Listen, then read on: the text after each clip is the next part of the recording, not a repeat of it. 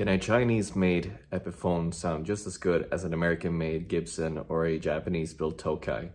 Let's find out.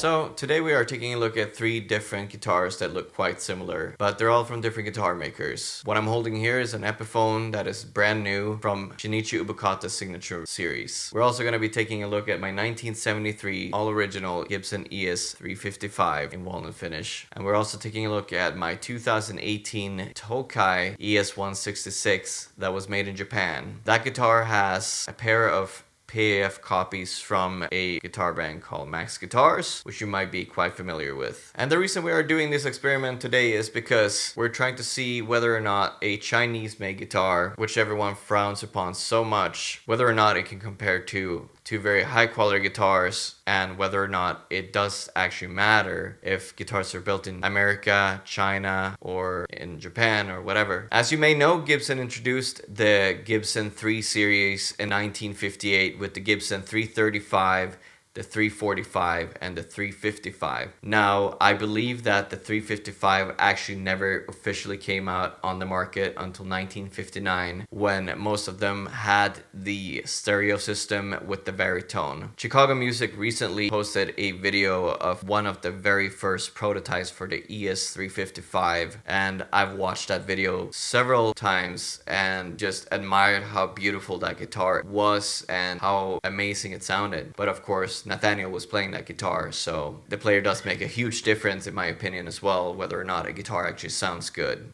So yeah, let's get some tones going. We're going to be starting off with a clean tone, and then we're going to take it from there.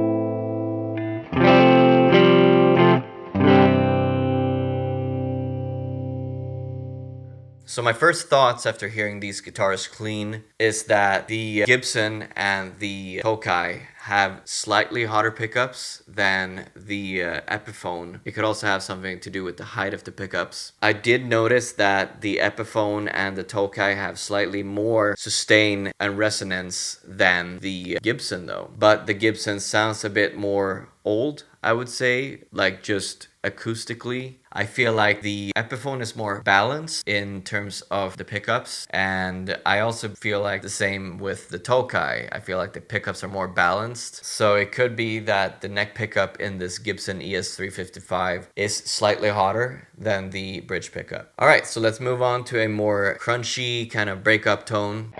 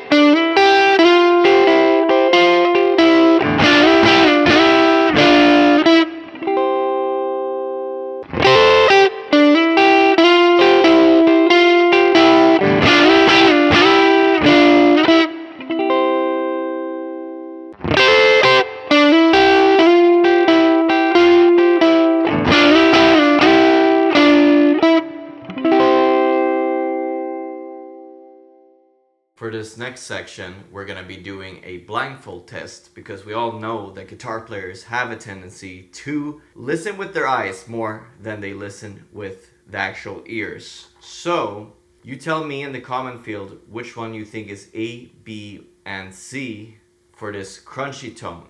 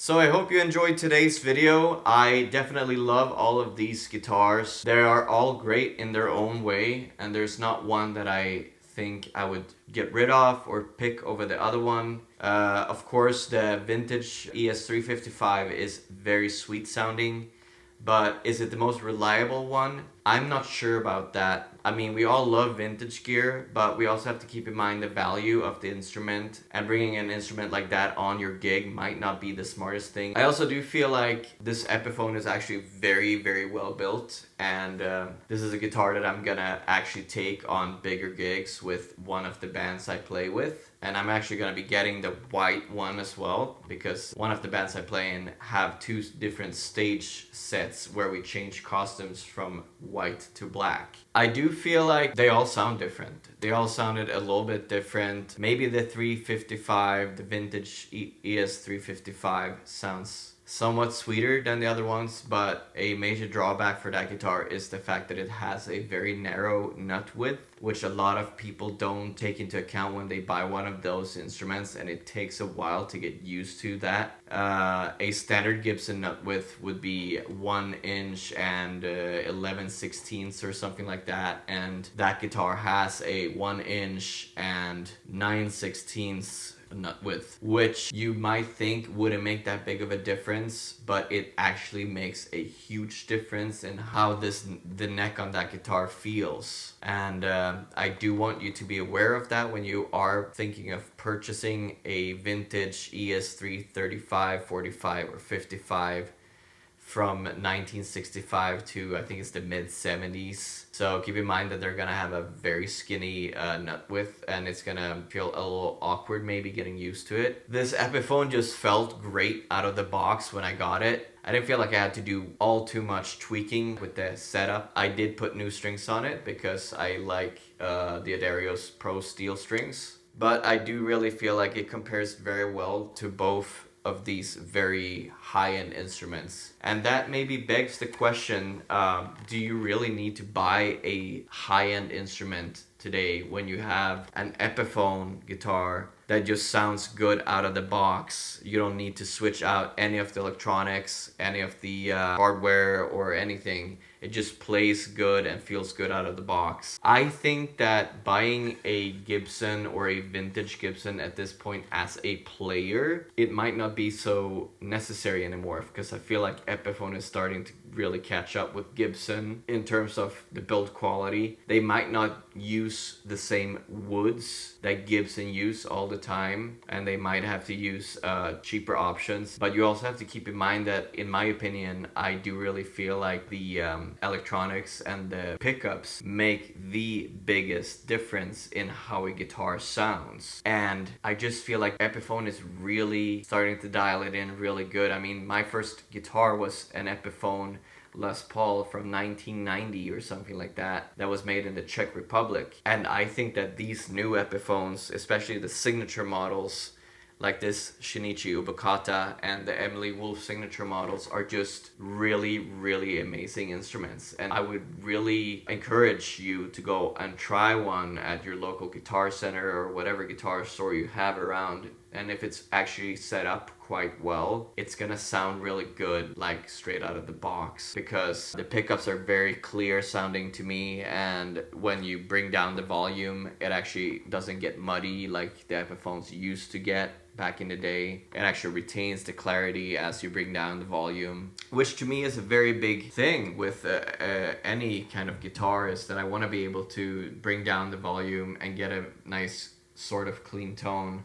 And then when I bring it up, it sounds just really clear still, but very good. And I think that both this guitar, the Shinichi Ubukata ES-355, along with the Emily Wolf signature model, has attained that. So keep that in mind when you're out there considering buying an instrument. Thank you so much for watching, and if you liked this video, again, please subscribe to my YouTube channel because I want to make more videos. Please leave a comment below and let me know what you think. You might disagree with me strongly about everything I'm saying, and that's totally fine. That's how the world should work. We should never feel like we have to think like someone else. You have a great day and enjoy playing guitar.